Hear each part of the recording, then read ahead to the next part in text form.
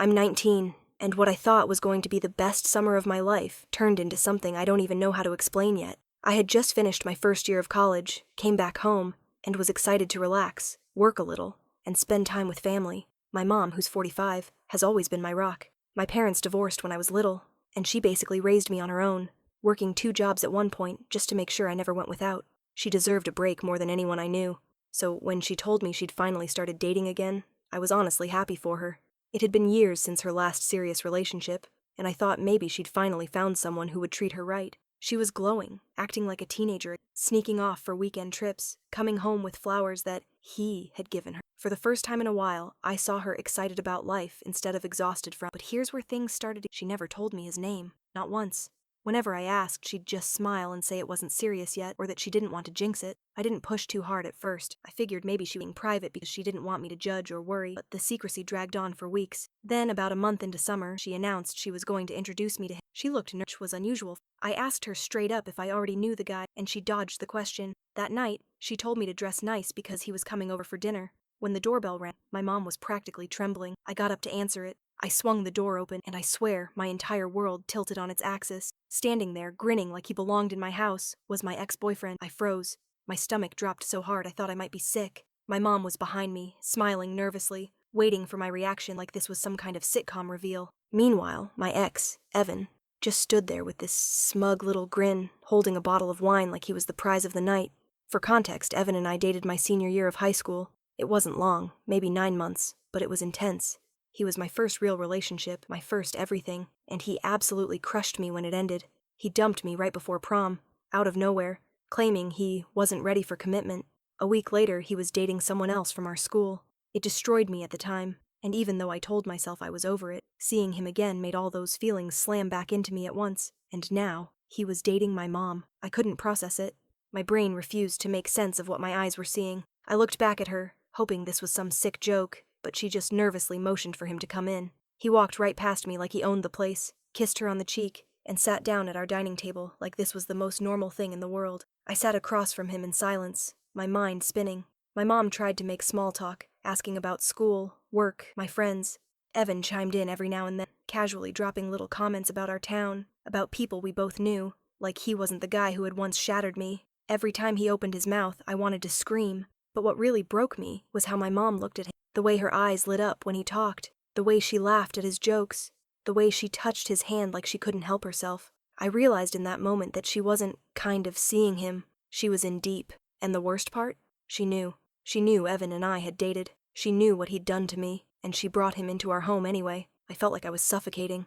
Halfway through dinner, I excused myself and locked myself in the bathroom. I sat on the floor, shaking, staring at the tile, wondering if this was real life, or if I'd somehow slipped into some twisted nightmare. But the muffled sound of their laughter through the wall reminded me it was very, very real. I stayed in that bathroom for almost half an hour, hoping maybe, when I came out, he'd be gone.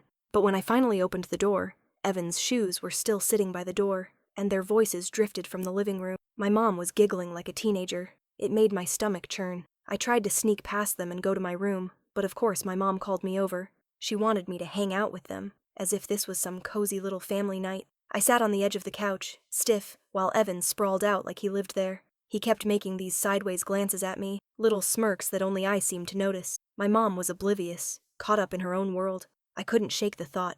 Why him? Out of all the men in the world? Why did she have to choose him? Was she doing this to hurt me? Or did she genuinely not care how I felt? Both answers hurt equally. At one point, Evan brought up our high school, casually mentioning old teachers, classmates, even our prom. My mom laughed along like it was harmless small talk, but I saw the way his eyes lingered on me, like he was daring me to react. I clenched my fists so tight my nails left little crescent marks in my palms. Eventually, my mom went to the kitchen to get dessert, leaving me alone with him. That's when it happened. He leaned in just enough so my mom wouldn't hear and whispered that it was good to see me again. His voice was low, smug, like he was in on some cruel joke. I didn't respond. I just stared at the TV until my mom came. The night dragged on forever, but when he finally left, my mom hugged him at the door and kissed him like she hadn't seen me standing 3 feet away. I wanted to scream at her, to demand how she could betray me like this, but the words wouldn't come. I felt paralyzed. When the door finally shut, she turned to me with this soft smile, almost pleading. She said she hoped I'd give him a chance, that she knew it was a little awkward, but that she was happy. and didn't want me to ruin it for her. That's when it hit me like a punch to the chest. She had already chosen him. Whether I liked it or not, Evan wasn't going anywhere. And for the first time in my life, I looked at my mom and didn't recognize her. I barely slept that night. Every time I closed my eyes, I pictured them together. My mom and my ex, laughing, kissing, God knows what else. By morning, I was sick to my stomach. I couldn't even look at her across the breakfast table. She kept acting like everything was normal, humming while she made coffee, scrolling on her phone, but I could see it in her face. She knew what she was doing to me, and she didn't care enough to stop. I left the house just to get away. I wandered around town aimlessly, replaying the night over and over in my head. Part of me wondered if I was overreacting. After all, technically Evan and I were over. But then I'd remember the way he smirked at me, the way he whispered to me when she wasn't looking, and my blood would boil again. This wasn't just some coincidence. He knew what he was doing. When I came home later that day, I was hoping maybe it had all been a one-time thing. Maybe she'd realize how wrong it was and end it. But the second I walked through the door, my heart sank. Evan was there again, his shoes by the door, his laugh coming from the living room, like he'd never left. And this time, he wasn't just visiting. There were bags on the floor. His bags. My mom came rushing over, too cheerful, telling me she thought it would be easier for everyone if he stayed with us for a while. She said his lease had ended, and until he found a new place, he'd be crashing here. I couldn't even respond. My ears were ringing. My mom was letting my ex move into our house, into the same house where he used to pick me up for dates, the same living room where we once sat holding hands while she brought us popcorn. Now she was handing him the master key. That night, while she cooked dinner, I sat in my room, staring at the ceiling, listening to the sound of their laughter through the wall. Each laugh cut deeper, like a knife twisting. I realized something terrifying. I wasn't just uncomfortable, and I was starting to hate them, both of them. And the scariest part? I didn't know how much longer I could keep quiet. The first few days of Evan living there were unbearable. I couldn't escape him. He was in the kitchen every morning, in the living room at night, sprawled out like he owned the place. My mom was glowing in a way I'd never seen before, but to me it looked more like a neon sign flashing betrayal. What made it worse was how casual Evan acted, like our history didn't exist. He'd ask me about school, my friends, even about my classes, pretending he cared. I gave him one-word answers, but he didn't stop. My mom would chime in, urging me to be polite, saying we were all family now. Every time she said that, I felt like the ground dropped out beneath me. One night, I walked into the kitchen to grab a drink, and I caught them slow dancing in the middle of the floor. No music, just the hum of the refrigerator and her giggles while he whispered something in her ear. They didn't even notice me standing there. I turned around and went back to my room before I lost it. I started avoiding home altogether, spending hours at the library, hanging out with random classmates, even sitting in my car just to delay walking through that door. But no matter what, I had to come back eventually, and each time it was worse. The tension kept building, pressing down on me like I couldn't breathe. Then, one night, I overheard something that made my blood run cold. I was lying in bed when I heard them in the hallway, whispering. At first I thought it was just the usual flirty nonsense, but then Evan said something that stopped me dead. She'll get over it. She has to. She doesn't matter like you do. And my mom actually laughed. That was the moment everything inside me shifted. This wasn't just about awkwardness anymore. This was betrayal. Clear, undeniable betrayal. And I realized if I didn't do something soon, I was going to explode. The next morning, I couldn't even look at my mom. I kept replaying Evan's words in my head. She doesn't matter like you do. And her laugh cut deeper than anything. It was like confirmation that she had chosen him over me without hesitation. At breakfast, Evan tried to slide into the chair across from me like we were buddies. I pushed my plate away and said I wasn't hungry. My mom frowned, asking what was wrong, but I couldn't bring myself to answer. If I opened my mouth, I knew I'd unload everything, and part of me still wasn't ready for that explosion. Instead, I started planning, quietly, carefully. If they were going to play this game in my face, I needed to be smarter. I needed to know exactly what I was up against. So, I started paying attention, watching, listening, keeping my phone on me, recording when I could. It felt sneaky, maybe even wrong, but I didn't care. I caught little things. Evan making comments about me under his breath, my mom brushing it off like it was nothing, them whispering about future trips together as if I didn't even exist. One night, I left my phone recording in the living room while I pretended to sleep. The next morning, I listened back and nearly dropped the phone. They were talking about me, about how I was too sensitive, how I'd eventually come around, and how I should just accept it because they weren't going to stop. It made my skin crawl. They weren't even considering my feelings. They were bulldozing right over them, laughing like I was some silly obstacle in little romance. That's when I realized I couldn't stay quiet any longer. But the problem was I didn't know who to turn to. If I confronted my mom, she'd just defend him. If I confronted Evan, he'd twist it to make me look crazy. And if I told friends, would they even believe me? It sounded too messed up to be real. Still, I knew one thing. Something had to give, because if I kept bottling this up, it was only a matter of time before I broke. I finally cracked late one. I couldn't take the walls closing in anymore. I texted my best friend Lily and asked if I could come over. I didn't explain much, just said I needed to get out of the house. She didn't hesitate, told me to come right away. When I got there, I spilled everything, every ugly detail. How my mom was dating Evan, how he'd moved in, how I'd overheard them talking about me like I was disposable.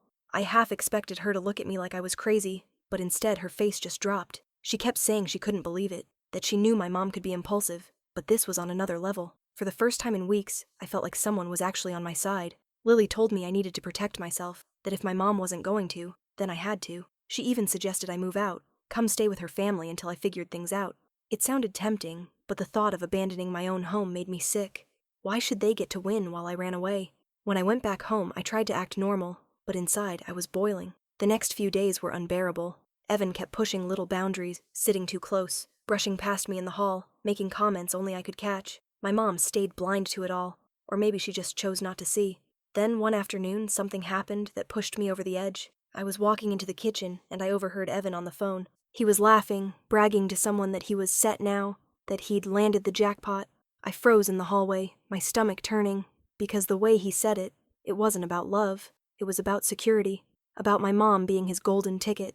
That was when I knew for certain this wasn't just a messed up relationship. This was a setup, and if I didn't step in, he was going to ruin her life completely. The problem was I didn't know how to expose him without destroying my mom in the process.